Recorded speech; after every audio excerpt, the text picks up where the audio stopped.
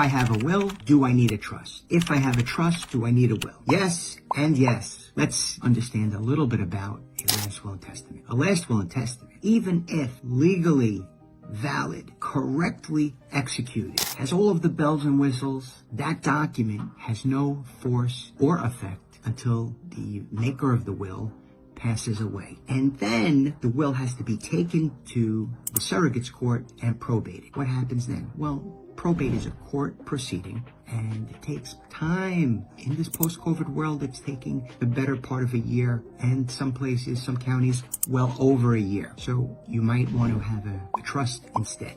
But this question was, if I had this last will and testament, do I need a trust? Even in the instance that you want to dispose of your property through a last will and testament, it may make sense to have a trust for the potential event of having an incapacity. So incapacity is when you can't make decisions for yourself and you need to rely on the assistance of another adult person. A trust can fill in the gaps in those instances, in that instance. So if a person has the onset of dementia and they own a business, the trustee can continue to operate the business. If a person owns a property, a rental income, or a one family or a multifamily, the trustee can continue to operate, collect rent, prosecute evictions, sign leases.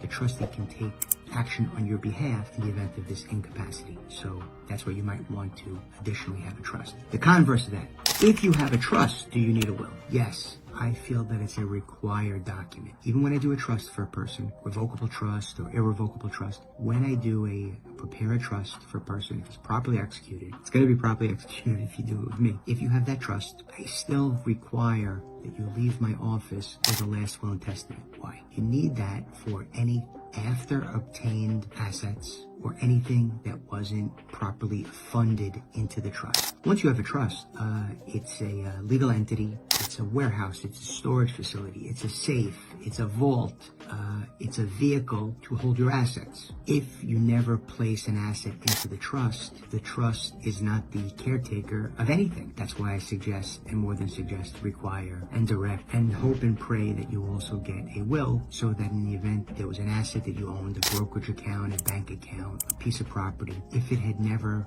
gone into the trust, I have the last will and testament take care of that. Also, in the unfortunate instance that you inherit property from someone that predeceases you and you don't have time or the wherewithal or the thought to fund that into your trust and it's now in your individual name, we'd also have I would want you to have the last will and testament in place just in case.